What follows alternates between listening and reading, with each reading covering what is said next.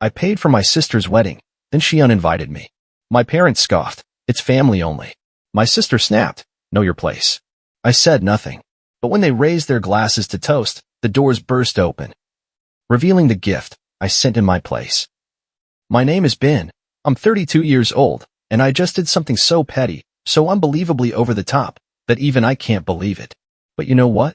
I regret nothing. Because for the first time in my life, I finally made my family feel the humiliation they've been putting me through for years. See, I own a horse ranch. It's my pride and joy. I train competition horses, breed thoroughbreds, and teach rich kids how to ride. It pays well, better than most people think, but in my family's eyes, I might as well be a farmhand rolling around in the mud. They've always been embarrassed by me. I'll never forget last Christmas. I had come straight from work, still in my jeans and boots, smelling like hay and leather. I walked into my parents' house, carrying a bottle of whiskey for Dad and a wrapped present for my sister, Claire. The second I stepped inside, Claire wrinkled her nose. "Oh my God, Ben," she groaned, taking a dramatic step back. "Did you seriously come here smelling like that?" I frowned. "Like what?" "Like barn," she said, waving a hand in front of her face. "You couldn't at least shower first?" My mom chuckled awkwardly, giving me a once-over. "Sweetheart, we have guests. Maybe next time, you can wear something a little cleaner." I looked down at myself. My clothes were worn but clean. My boots had some dust on them, big deal. But to them, I wasn't presentable. I was the family embarrassment. They'd whisper about me at gatherings. Why can't he get a real job? Why does he always look like he just wrestled a cow? And yet, when Claire needed money for her wedding, suddenly, I was useful. It started with a simple ask. "Benny," Claire had purred, linking her arm through mine during a rare family dinner. "You know I love you, right?" I tensed. Claire only said I love you when she wanted something. She continued, "So, we're a tiny bit over budget for the wedding," and I was thinking. "No," I said flatly. She gasped. "I didn't even ask yet." I crossed my arms. "You want me to pay for something, don't you?" Claire pouted. "Come on, Benny. You're doing so well with that little horse thing of yours." "Little horse thing?" Mom sighed. "Ben, don't be difficult. You know how important this day is for Claire." Dad cleared his throat. "It's family, son. We all chip in when needed." "Yeah, Ben," Claire chirped. "And since you don't have a real family of your own, it's not like you have expenses or anything." That one stung. I clenched my jaw, ready to tell them all off, but I didn't. Because, deep down, some stupid part of me still wanted their approval. So, like an idiot, I paid for it all. The venue, the catering, the designer dress Claire had to have, even their honeymoon suite. And then, when the invitations went out, mine never arrived. When I asked Claire about it, she laughed. "Oh, Benny, don't take it personally," she said, not even bothering to look up from her phone. "It's just that. Well, it's a black tie event. You know, super elegant. We didn't want anything, out of place." I stared at her. "I paid for it. And I love you for that," she sang. "But, you know, it's probably for the best. You'd hate being there anyway. All those fancy people, wearing tuxedos, it's just not really your scene, right?" Mom smirked. "It's a family-only event, honey. You understand." I understood perfectly. They wanted my money, not me. So I let them have their perfect wedding. I didn't argue. I didn't fight. I just sent them a little gift. And right as they raised their glasses to toast the happy couple, a loud honk echoed through the venue. Then, someone gasped, "What's that smell?" And the grand doors swung open, revealing the present I sent in my place. I sat in my truck outside the venue, gripping the steering wheel so hard my knuckles turned white. Through the massive glass windows, I could see them, my family, my sister, my parents, all dressed in their perfect designer outfits, laughing, drinking, celebrating. A celebration I paid for. And yet, I wasn't even worth an invitation. I should have seen this coming. Heck, I did see it coming. But like a fool, I thought that maybe, just maybe, this time would be different. It wasn't. Claire got everything she ever wanted, a perfect, elegant wedding with all the right people, all the right decorations, and all the right appearances. And me? I was simply the wallet behind it all. I exhaled sharply. No, not this time. I wasn't just going to swallow it down and walk away, letting them humiliate me again. If they thought I was too dirty, too embarrassing to be seen at their wedding, then I'd make sure they never forgot me. I pulled out my phone and made the call. 15 minutes later, the side doors of the venue creaked open. At first, no one noticed. The music was too loud, the chatter too constant. But then came the sound, hooves against tile. A slow, Rhythmic clop, clop, clop. Heads turned. Conversation stopped. Someone near the entrance gasped. What the? And then the smell hit. It wasn't immediate, but it crept in, earthy, strong, unmistakably barn-like. The kind of smell that clung to leather saddles and hay bales, something most of these people had never encountered outside of a petting zoo. A murmur spread through the crowd as the first horse stepped inside. Daisy, my youngest mare, a well-trained and calm horse, walked in first. She wasn't spooked, just curious. Her ears flicked forward, nostrils flaring as she took in the unfamiliar scents of expensive perfume and champagne. Behind her, the others followed, their hooves clicking against the polished marble floor. Claire's perfect wedding came to a screeching halt. A waiter carrying a tray of hors d'oeuvres frozen place, eyes wide. Guests in pristine tuxedos and delicate silk gowns scrambled back from the animals, their expressions torn between shock and horror. Are those horses? Someone stammered. Ben. Claire's voice cut through the chaos like a knife. I leaned against the doorway, arms crossed, watching it all unfold. Well, I said, smirking, you did say it was a family event. Claire's eyes darted to the horses, then back to me. Get them out of here. But before I could respond, Daisy shifted her weight, and that's when it happened. A wet, heavy plop landed square in the middle of the dance floor. Dead silence. A second later, someone gagged. And that's when all hell broke loose. People tripped over themselves trying to get away. A woman in a sequin dress shrieked as one of the horses shook itself, sending bits of dried mud flying. The DJ, who had been mid-song, stopped abruptly, his jaw slack. A few guests bolted for the exit. Claire stood frozen, her wedding dress still pristine, until Daisy took a step forward. A smear of dirt and something worse streaked across the bottom of her designer gown. She let out a strangled noise, somewhere between a gasp and a sob. Oh, my God. Mom was clutching a napkin to her nose. Dad's face was turning red. And Claire? Claire looked like she was about to combust. Ben, she shrieked. What did you do? I shrugged. Just bringing a little personal touch to the wedding I paid for. Claire's face twisted in rage. You're disgusting. I tilted my head. I mean, I could say the same about your dress. Her scream was pure rage. You think this is funny? Oh, hilarious, I said, pulling out my phone. And so do the thousands of people watching this right now. I turned the screen toward her, showing the live stream I had started minutes ago. Her face drained of color. No, she whispered. Oh, yes. Hundreds of comments were already pouring in. Is this real? Did that horse just do that on her dress? Ben is a legend. She lunged for my phone, but I stepped back. Aha. You wanted a high-class event, Claire. Guess what? You just went viral. My mother let out a strangled gasp. Ben, turn it off. I did not. Instead, I lifted my fingers to my lips and let out a sharp whistle. My horses turned, then, like well-trained performers, they trotted straight out the doors, leaving behind absolute destruction. Ruined gowns. Shattered glasses. A bride standing in the middle of it all, her perfect, elegant night reduced to a complete disaster. I turned back to Claire, giving her my biggest, most satisfied grin. Congrats on your wedding, sis, I said. Hope it was everything you dreamed of. And with that, I walked out. I drove away from the venue, the scent of hay and leather still clinging to my clothes. Even through the rolled-up windows, I could imagine the chaos I'd left behind, Claire screaming, my mom on the verge of fainting, Dad fuming, and the guests trying to escape without ruining their overpriced designer shoes. I should have felt guilty. I didn't. I parked my truck outside my ranch, stepped out, and inhaled the crisp night air. My horses were already back in their stalls, munching on hay, completely unaware that they just caused the most memorable wedding disaster in our town's history. I was still chuckling to myself when my phone started blowing up. I ignored the first few calls. Then the texts started rolling in. Mom, Ben, pick up the phone. Now.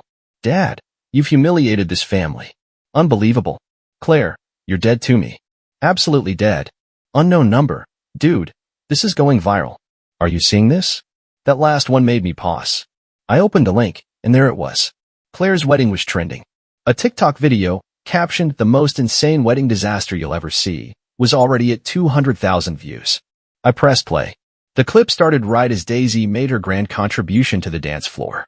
The camera panned to the guests recoiling in horror, then zoomed in on Claire, her face twisted in fury, the bottom of her gown streaked in filth. The comment section was ruthless. Best wedding entrance of all time. 10 out of 10. Imagine being such an awful person that your own brother sends horses to your wedding instead of attending. She deserved it. I don't even know the full story, but I can tell. The way he just casually walked away at the end? Iconic. I snorted. At least someone appreciated my work. But my amusement was short-lived.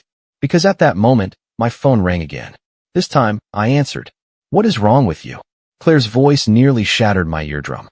Nice wedding, I said, smirking. Very elegant. You ruined everything, she shrieked. Do you have any idea what you just did? People were filming, Ben. Filming. Oh, I know, I said. You're famous now. I could hear her breath hitch. You humiliated me in front of everyone. My guests, my in-laws, Dan's family, they think I'm a joke now. I scoffed. Claire, let's be real. They probably thought that long before today. A beat of silence. Then she let out a sound that was somewhere between a growl and a sob. Mom and Dad are furious. They want you to apologize. They want you to fix this. I laughed. Fix what? The fact that I wasn't good enough to be invited, but more than good enough to pay for everything?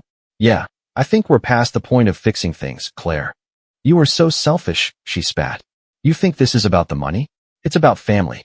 But you wouldn't understand, because you don't care about anyone but yourself. That made me pause. I gripped the phone tighter. You really want to talk about selfishness, Claire? Because last time I checked, I was the one who handed over thousands of dollars for your dream wedding. I was the one who got used. You don't get to pull the family card now, not after treating me like dirt. You're unbelievable, she hissed. And you're entitled, I shot back. You and Mom and Dad, all of you. You think I owe you something just because we share DNA? Newsflash, Claire, family doesn't mean treating someone like garbage and expecting them to take it with a smile. Silence. For the first time ever, Claire didn't have a comeback.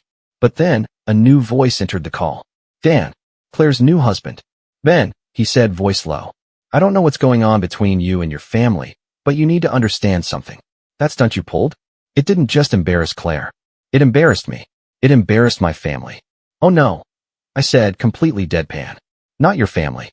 He exhaled sharply, clearly trying to keep his temper. This isn't funny. My parents are furious. They think Claire and her family are completely unstable now. My mother, she's already saying that maybe this marriage was a mistake. I raised an eyebrow. Well, that's awkward. Ben, Dan said, his voice tight.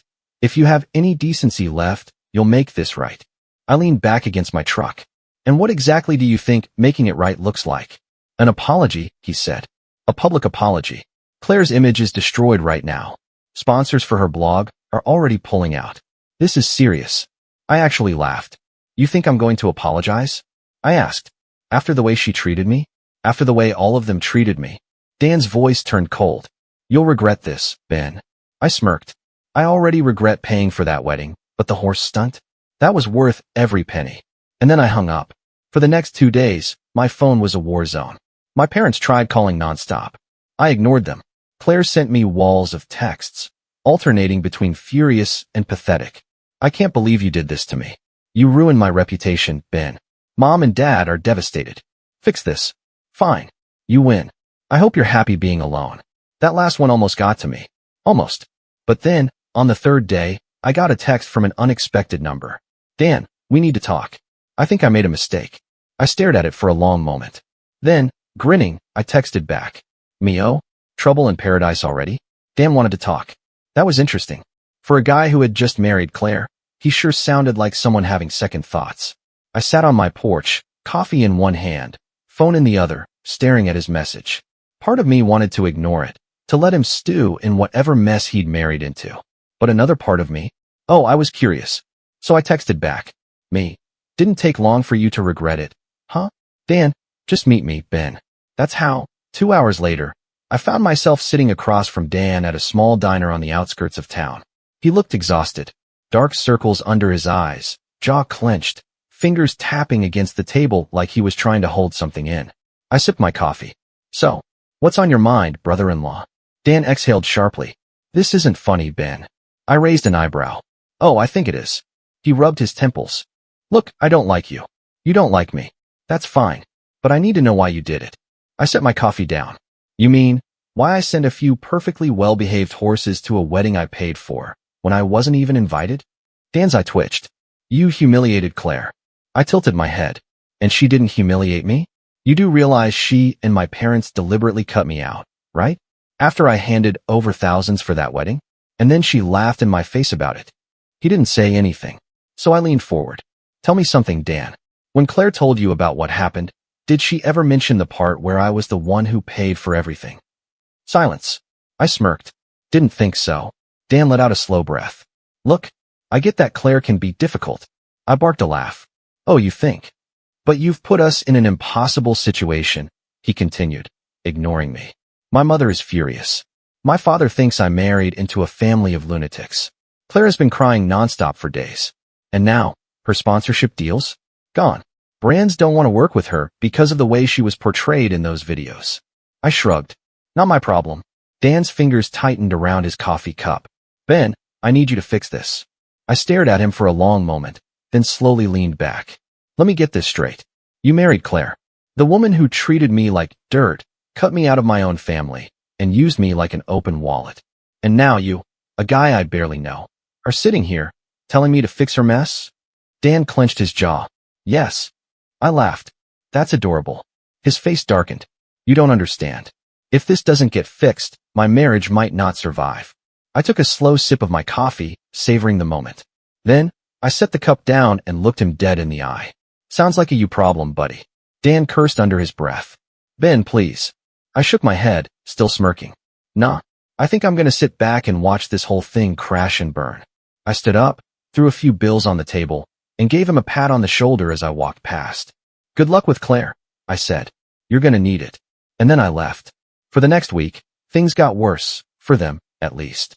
Claire's social media meltdown didn't help her case. She tried to play the victim, posting long rants about how she'd been betrayed by her own family. But the internet didn't buy it. The top comment on her post? Girl, you used your own brother for money and then uninvited him? You got exactly what you deserved. Her brand deals? Gone. Her influencer status? Tanking. And the best part? Dan started liking comments that criticized her. I nearly choked on my drink when I saw it. Claire must have seen it too, because 2 days later, I got a text from my mom. Mom, Ben, your sister is devastated. You need to come over and talk. I laughed out loud. No way was I walking into that trap. But I was curious. So, just for fun, I responded. Mio? Suddenly, I'm family again? Mom, stop being childish. We need to resolve this. Yeah, that wasn't happening. But then, I got another text. From Dan. Dan, Ben. I moved out. I blinked at my screen. Oh, this just got interesting. Dan moved out. I stared at his text for a long time, my mind flipping through every possible reason. Did Claire finally push him over the edge? Was it the internet backlash? Or maybe, just maybe, he finally realized what kind of person he had married? I took a deep breath, then typed back. Me, that was fast. What happened? Dan didn't reply right away. Instead, 20 minutes later, my phone rang. I let it ring a few times before answering. If you're calling to tell me you need a place to crash, the answer is no. Dan let out a bitter laugh. I wouldn't blame you if you said that. But no, I got a hotel. I leaned back in my chair, resting my boots on the porch railing. So, what's the story? Dan sighed. It wasn't just the wedding. I mean, that was the first big slap in the face, realizing how she treated you. But after that, it was like I started seeing her clearly for the first time. I waited. She refused to take responsibility for anything. He continued. First, it was your fault for ruining the wedding. Then it was my fault for not defending her enough. Then it was her friend's fault for not protecting her image online. Then it was the brand's fault for dropping her. I smirked. So basically, it was never Claire's fault. Exactly, Dan muttered. And then, last night, we had this massive fight. I told her she needed to own up to what she did to you. That maybe if she actually apologized, she could start fixing things. I blinked. You told her to apologize? He let out a humorless chuckle. Yeah, stupid, right? What did she say? She called me a traitor, Dan said, voice thick with disbelief. Like I was supposed to blindly back her no matter how awful she acted. I snorted. Welcome to the family, man. Well, not anymore, he said. Because when I told her I was done, you know what she said? I raised an eyebrow. Hit me.